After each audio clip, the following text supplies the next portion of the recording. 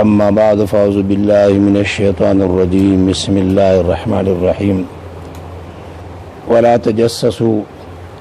ولا يغتب بعضكم بعضا أيحب أحدكم أن يأكل لحم أخيه ميتا فكرهتموه صدق الله مولانا العظيم. استاسو مخکې ما د قرآن کریم یو څو جملې ولستې دي که الله پاک د دو بیمارو بیان کوي او داسې بیماری دي چې نن عوام او خواص په دغه بیماری کې مبتلا دي. دا دواړه داسې ګناهونه دي چې عوام خواص نارینه او زنانه په دغه ګناه کې مبتلا دي. نظر باندې موږ ته ډېر سپک لګي، د آخرت دپاره ډېر زیات نقصان دي. یو د هغې نه هغه چغلي ده چې د هغې نه الله تعبیر کوي ولا تجسسو، تاسو چغلي مه کوئ. چغلي دې ته وایي چې د یو انسان خبره بل ته رسوي، د بل خبره بل ته رسوي او هغې سره د دغه فریقینو ترمنځ شر او فساد پیدا کیږي. دغه ته چغلي وایي. او چغلي داسې یو ګناه دی او مرض دی چې دې سره کلي روانېږي، علاقې روانېږي، د قتل و قتال دپاره سبب هم ګرځي. یو کتاب مې کته هغې کې دا لیکلي دي چې کله یو سړي باندې تبه راشي او هغه تبه دنه نه ځي. بعضې بیماری داسې چې تبه د باندې راشي هغه تبه دنه نه ځي، نو هغې دپاره دې په کلي کې چې چېرته یو بې غیرته سړی وي او خلکو ته ډېر لاندې لګي، دغه د دې غور نه د ویښته راوشو کوي او هغه د دې مریض ته لوګی کي. نو مسله نه ده، ګورې تجربه ده چې دغه تبه به ځي، دا په دمونو هم نه تله، د ډاکټر په علاج هم نه تله، خو دغه د دغې بې غیرته سړي، بې غیرته پښتو کې هغې ته وایي، موږ ته دیوس وایو. دیوس هغه چاته وایي چې هغه دغه په خپله زنانه باندې څه پروا نه وي، د هغې د پردې، د هغې د حیا هېڅ قسم دی خیال نه ساتي، دغې ته دیوس وایي. دی وجه نه علما لیکي چې دا دیوس بعضې خلک وایي زه به دیوس یم که دا کار مې وکړه. دا ډېر ناکاره کنځل دي، دا نه کول پکار دي. او بلې دا لیکل دي چې یو ځای کې میږتوني هغه میږتون هېڅ طریقه باندې نه ختمېږي. نو چېرته چې په دې کلي کې څوک سودخورو دغه د قبر خاوره راوړئ او هغه د دغې میږو په هغه سوړه کې وغورځوئ، دا میږي به روک شي. دا دواړه داسې ګناهونه دي او چې دې سره په دم باندې نه ختمېږي، په دوای باندې نه ختمېږي او په دغې دو ناکارو شیزونو باندې هغه ختمېږي. دې باره کې یو قصه لیکله چې یو ښځه ده، هغه یو سړي ته راله او ورته وی چې دا ستا دا ښځه ورته وایي زما د بل سړي سره تعلق دی، دا خاوند ما نه پرېږدي. دی ورته وایي چې ته د دې خاوند د دې غور نه ماله لږ اخته راړه. خو دې نه مخکې دا چې غورمار سړی د دې منځ کې دا فساد پیدا کړی چې دې سړي ته یې وایي ستا دا ښځه په بل چا باندې مینه ده او تا وجني، او دې سړي ته یې وایي ستا دا ته دې ښځې ته ستا دا خاوند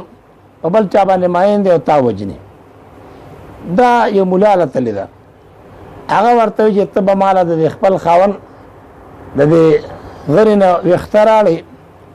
او زه به هغه دمم، انشاءالله خاوند به ستا صحیح شي، تا ته به څه نه وایي. اوس دې چغلې مار خو د دې سړي په ذهن کې دا غورځوله چې دا ښځه تا وجني که دې دا به زه څنګه کومه، چې کله دی وده شي او د خاوند دې سړي ته وایي چې بهی زما ښځه به څنګه ما وجني، ما ولې وجني؟ دا ورته که زما په خبر د یقین نه کېږي چې ما خام کټ کې سملې انو سارا کړه خبر شروع کا د خځه ته یقین حاصل شي چې مړ دی دغه ټیم کې او ته د کې ګما خځه خو چې کله سړي خرلار شروع کړه د دالل او دغه د چاړه ورسره ده او دې ځانه وخت لرګي څنګه دې چاړه لاس کله هغه چټ کړه دی هغه چاړه واغسته ا دې خځه کې منډه خځه خمړه کړ بیا د خځې د خځه مړ شو بیا د دوالو فریقینو په منځ کې اختلافات راغلي په سونو زورګونو مړي چې په دغه باندې شوي دي نو چغلي یو ډیر ناکاره بیماری ده ناکاره خصلت دی الله ځکه فرمایي چې ولا تجسسوا تاسو دا جاسوسي مکوئ چغلي مکوئ ولا يغتب بعضكم بعضا او غیبت نه کی باز لتا سنا د بازو ځنی د زونه غیبت ته هغه نه کی غیبت ته چې اوسړي کی عیب موجودي نقصان او دغه په شیشه دغه غیب دغه نقصان اتبل انسان ته بیانې دغه ته غیبت وي او کو چرته دغه انسان کی د عمل نشته او ته په اسه اړه دغه ته بیا بهتان وای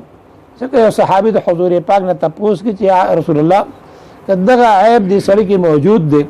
چې د کوم عیب بیان بل سړی کوي دا غیبت ته نبی علیہ الصلوۃ والسلام کې چې ته دغه د غیب عیب موجود نه دی او ته په لګای دا خو بهتان دی دا د هغې نه بیا ذات څه دی ګناه دی دی وایي چې تاسو جاسوسي مه کوئ ولا یغتب بعضکم بعضا او غیبت ته نه کوي بعض له تاسو د بعضو اوس غیبت داسې بیماری ده چې نن تمام ماحول که چېرته جوړه کې څوک ناست دی غیبت دی که غم کې څوک ناست دی غیبت دی که خادی کې ناست دی غیبت دی که موږ ملان یو ځای کې ناست دی هم غیبت دی موږ د عوامو نه زیات چې کوم دی موږ غیبت کوو غیبت داسې عامه بیماری ده چې که لاره باندې روان غیبت دی که بس کې راځي غیبت دی که جهاز کې ځي څه دی دا غیبت دی او دا دومره سخت ګناه دی چې نبی علیه الصلوۃ والسلام فرمایي الغیبة اشد من الزنا غیبت د ګناه په نسبت باندې دا د زنا نه هم زیات څه دی غټ ګناه دی دې تنبیه الغافلین کې یو واقعه لیکله خالد ربیعي رحمت الله علیه یو بزرګ دی هغه چې زه د جامع مسجد د دمشق کې ناست وم هلته خلکو د چا غیبت شروع او ما هم پکې حصه واخیسته اول خو ما دا خلک منې کړ خو کله چې ای دوباره غیبت شروع کړو نو ما ورسره هم حصه واخیسته وایي د شپې زه خوب وینم یو سړی راغی ډېر تک تور دی دنګ لوړ دی لاس کې ورسره تالی دی پای کې د خنزیر غوښې دي او ما ته وایي چې دا غوښې وخوره زه ورته هم چې دا خو د خنزیر غوښې دي حرامې دي دا څنګه وخورم دی ما ته وایي چې تا پرون د دې نه پلیتې غوښې خوړل دي دا به خامخا خورې وایي زه دی ولګېده هغه غوښه زما د شون خولې پورې ومږله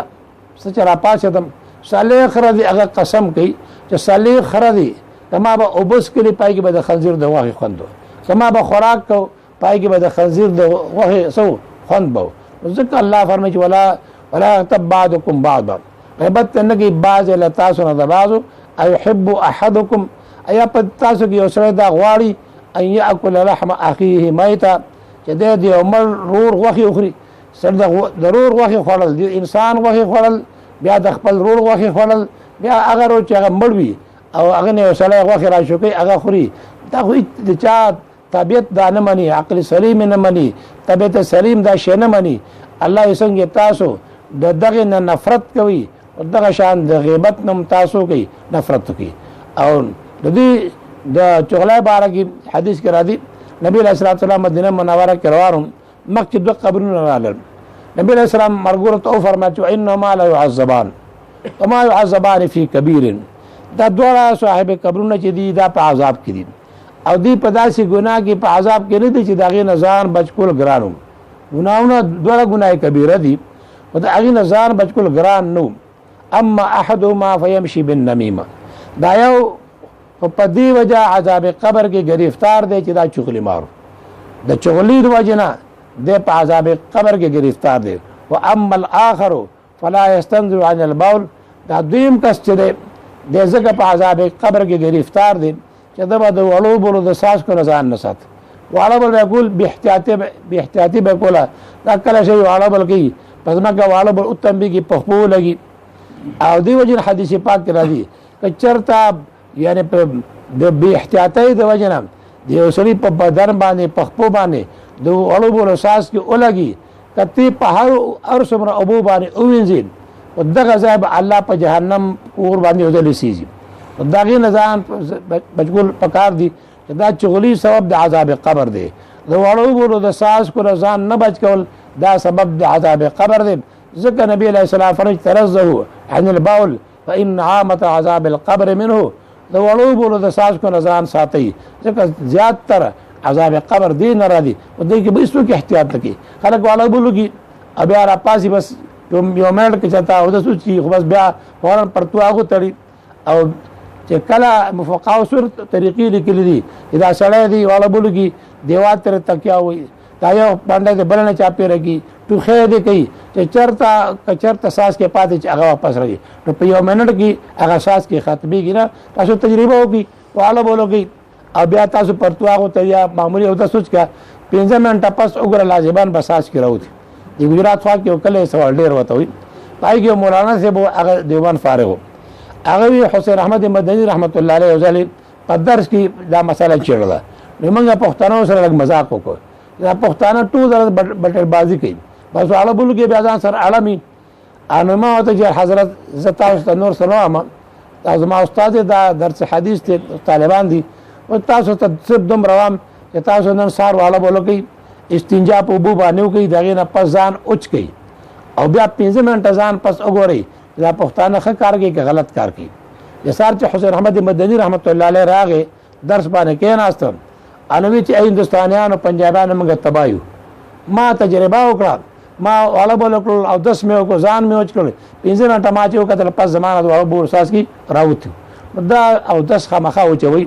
بعد دغه به احتیاطي مکوي لږ ته انتظار کوي او په داسې طریقې استعمال کوي چې چرته ساس کې پاتې چې هغه بار راوځي اسونه چې دا موږ د لپاره سبب عذاب قبر وګرځي په بل ازباج خبرې دا معمولی خبري د آخرت د پر ډېر نقصان دی دا غي نه اجتناب پکار وصلی الله تعالی علی خیر خلقی محمد و آله و اصحابہ اجمعین برحمتک یا